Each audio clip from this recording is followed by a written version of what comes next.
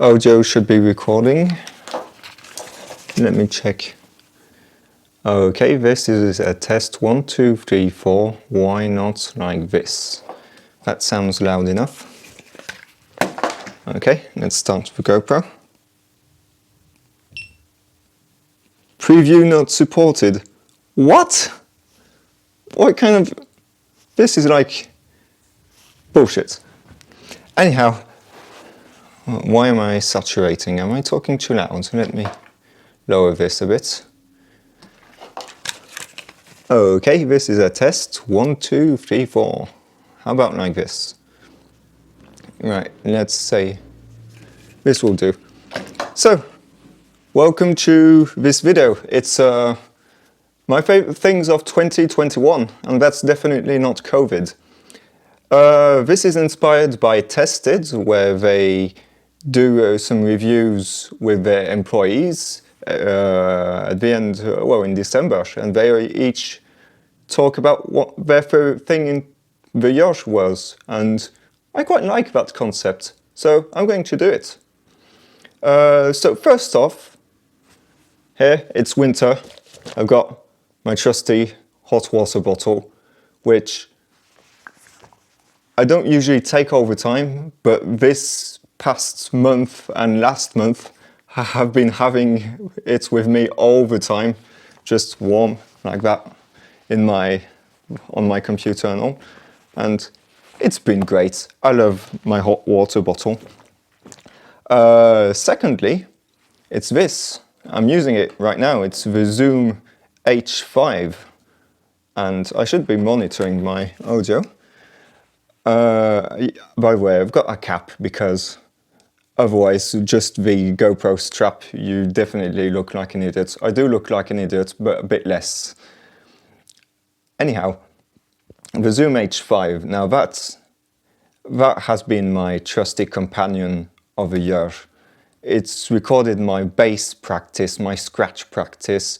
It just recorded a mix today, the mix with the Red Sound infader, and it's just been doing its job so well, recording interviews with my grandmother, with the family, with other stuff, recording me right now. The mic does the job done when it's my sound card when I connect it to a computer. I plug in a mic here in the line-in, or sometimes I just use the onboard mic. And yeah, metronome served me.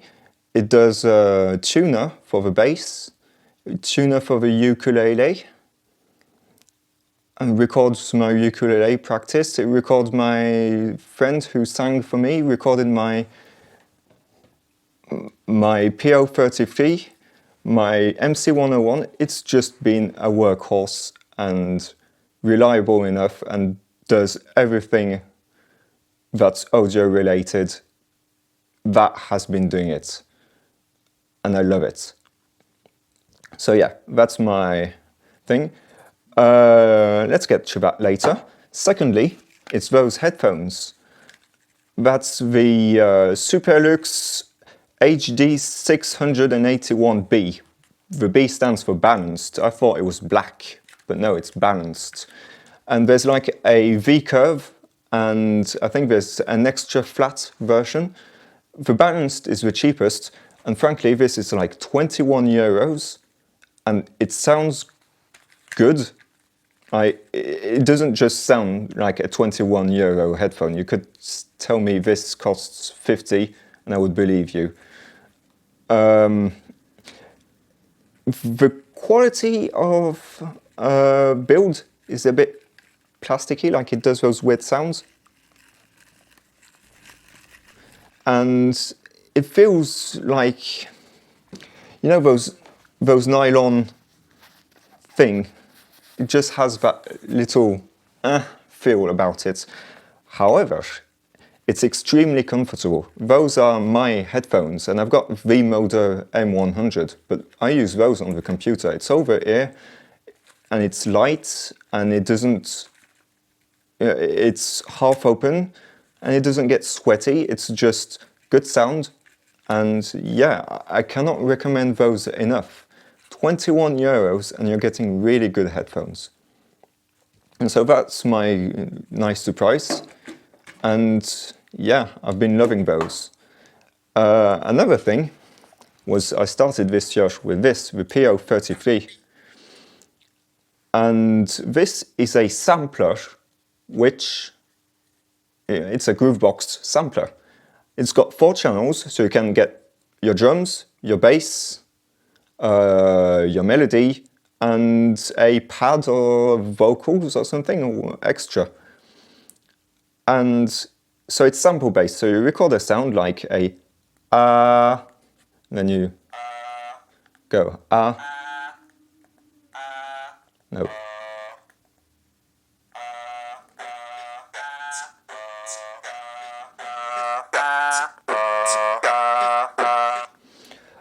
And you just do that on a few channels and you've got some wacky effects.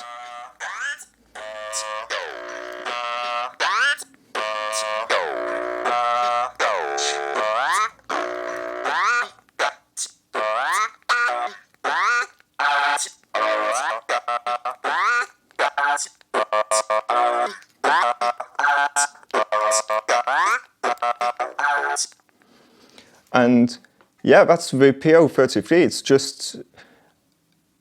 It's introduced me to the world of sampling, and I had no idea I knew what sampling was, but I didn't know how to use it. And it's just lightweight and it's fun. And I've got a few videos on my YouTube channel about it.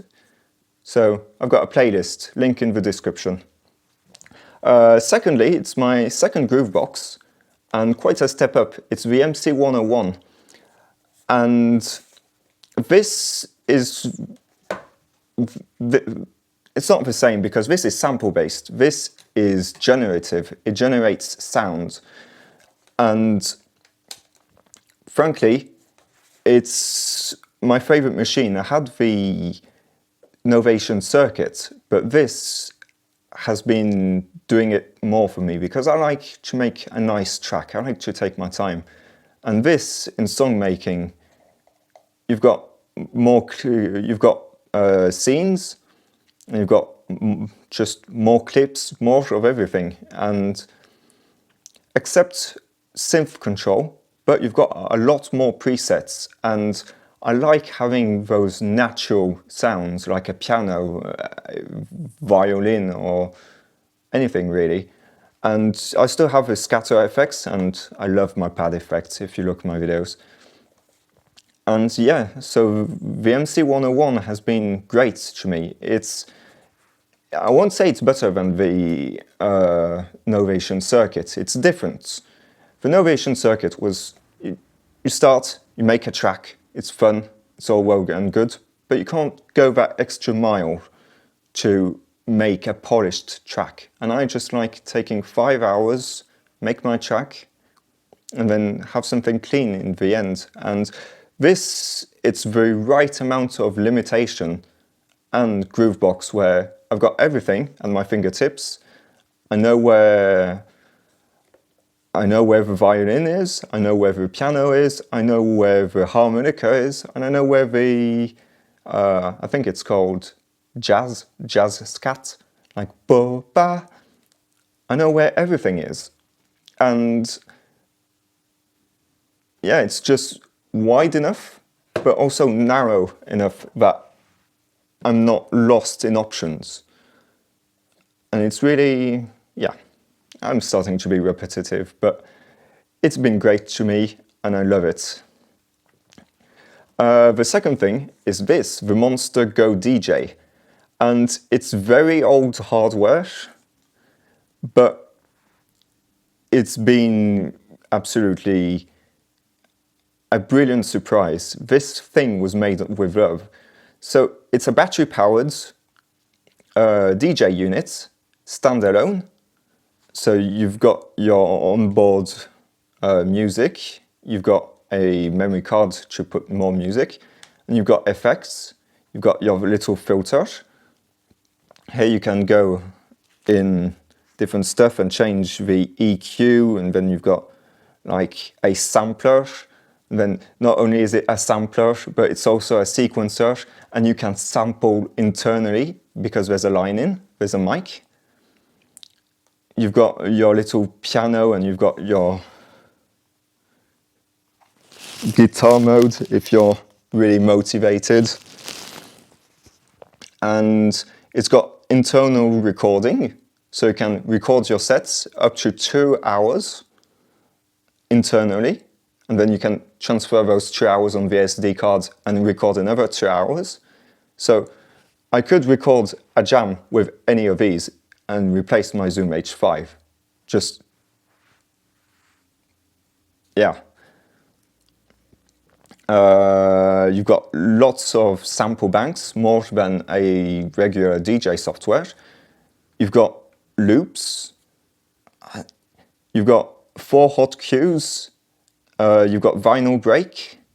You've got pitch lock and auto DJ, where it will transition at points and you can set the cue points. And I don't know, it's just very lightweight, and DJ-wise, it has everything you need and more. You've got the line in, and you'd be really hard-pressed to find a DJ gear so small with like a line in, a mic in. This is the same size as those micro DJ controllers for your phone or your computer, but it's standalone. And this costs €300, but I've got mine for €100 used. And the collector, this isn't mine right now. I've bought one, but it's in Paris. But the collector who bought this bought it €150, and it's frankly the most portable DJ setup that has stereo outputs. Because those micro DJ controllers, like the DDJ200, splits a stereo signal into your cue and your head and your master out, but it's both in mono. It's stereo for both. And it's standalone, again. And internal recording, it's just... There really needs to be a Mark II of this. Like, I want this form factor with modern technology, and I would be in heaven. This is my favorite portable DJ controller, and just because it is that portable, it's my favorite DJ 2-channel controller right now. Like, if I want something bigger, if I need to transport it, I just take a 4-channel controller, but this has really been... It's been awesome. So let's get into the final things. This yellow fluorescent Gaff tape. This yellow fluorescent Gaff tape costs like €7, and I've been using it for stuff like making the bike more visible, tagging my gear, like here you can see it's got yellow tags on this to say it's mine. Here, you can't miss it. So if I forget this at a gig, I won't, but if I forget this at a gig, people know who it is. And like things like a tripod with tripping hazards, it's got the yellow mark. So yeah, I've just been labeling my gear, my boxes, everything so that everybody knows this is Sadiquecat's, and if I forget something at a gig, people will know it's mine. I can label tripping hazards, my bike, just make things more visible.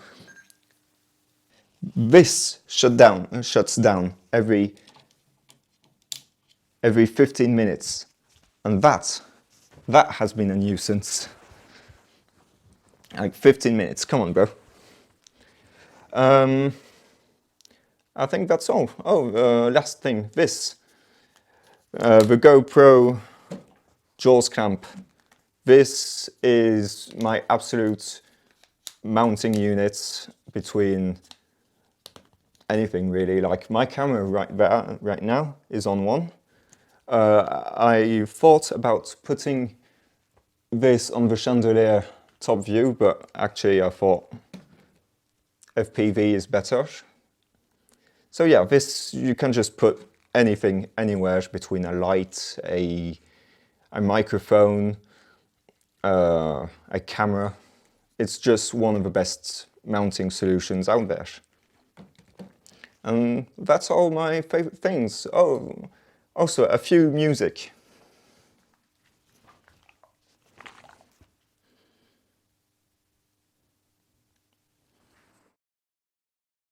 So right now, I love Bandcamp because they're the most rewarding to the artists.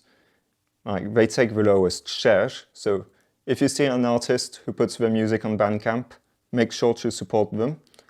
Alpha by Incredibox, that's one of my favorite tracks. I had Gaviscon by Ruby My Dear.